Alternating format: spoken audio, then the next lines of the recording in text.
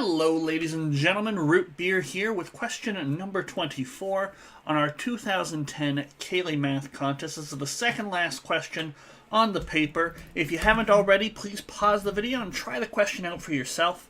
But if not, let's continue, if you have, let's continue on.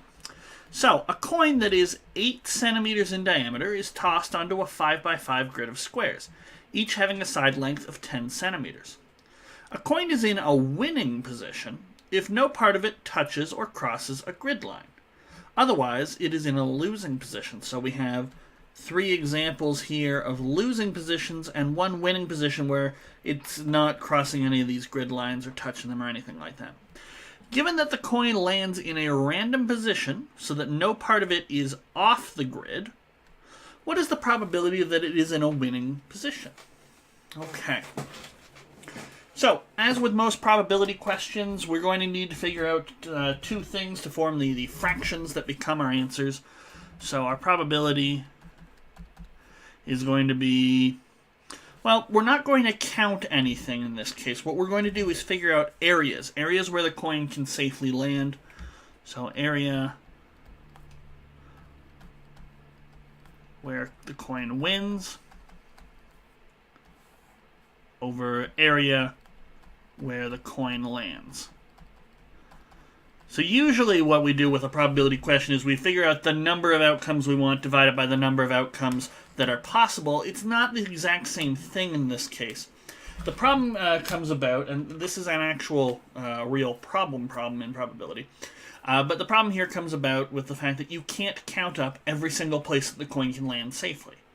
There is an infinite number of points. This point here, and then, even the tiniest millimeter over to the left of that might still be okay, and things like that. So we don't count up things like individual points where the coin can land or individual landing sites. Rather, we're going to figure out areas. Okay?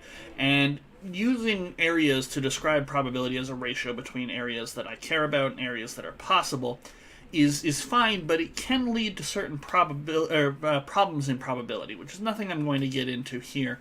But I think it might be called something to the effect of Bertrand's paradox or something like that. But there are issues in how probability is defined. But this is how we're going to go about the question.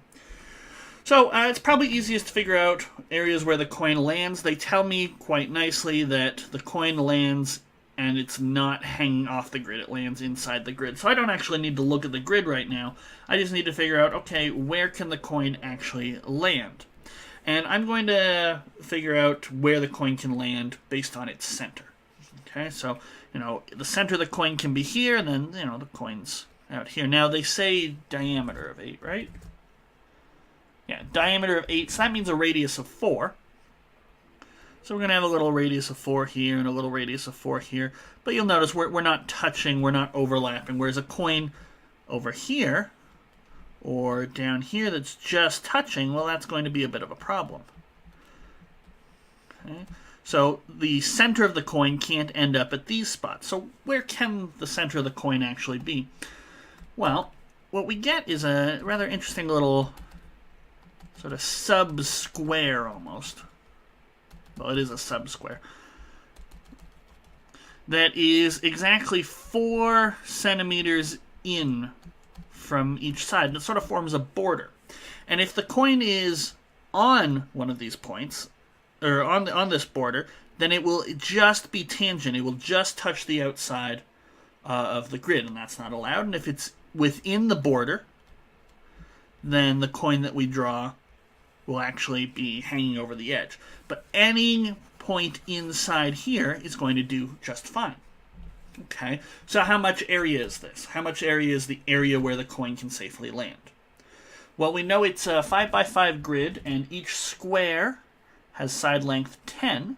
So 10, 20, 30, 40, 50. It's a 50 by 50 grid. But we're coming in by 4 centimeters on either side. So 50 minus 4 minus 4, or 50 minus 8, is going to be 42. So the safe area is 42 by 42. Okay.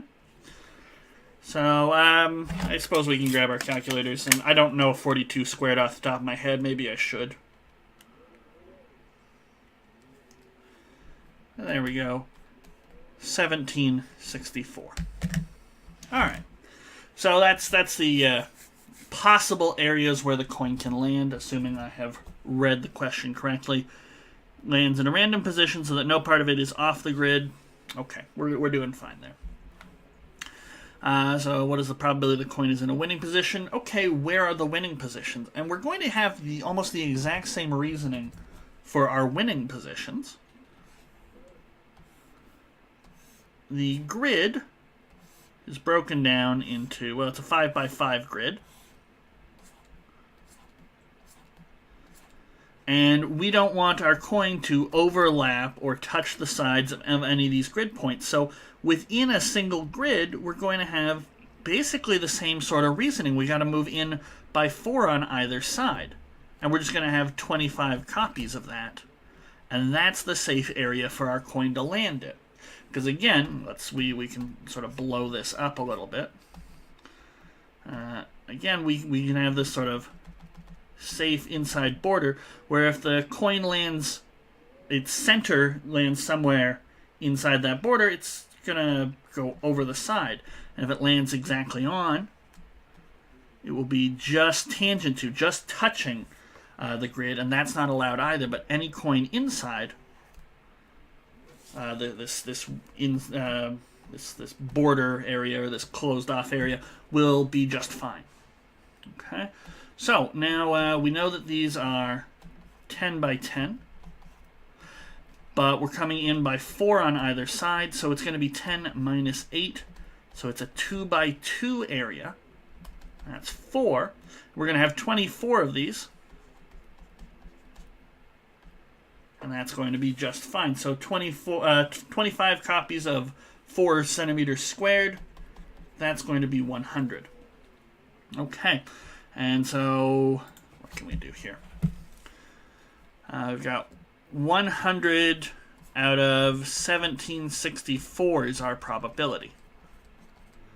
Well, we can divide by 4 on top and bottom, so that's going to be 25 out of 21 squared, I think. So 1764 divided by 4, yeah, 21 squared, or 441.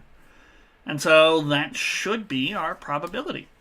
That's in lowest terms, because 25 has 2 factors of 5, and 441 has no factors of 5. And is that a possibility? Yes, it is. It's A. So that's going to wrap up our question quite nicely. Let's get a fresh piece of paper for question number 25, the last question on the contest. Feel free to join me for that in the next video.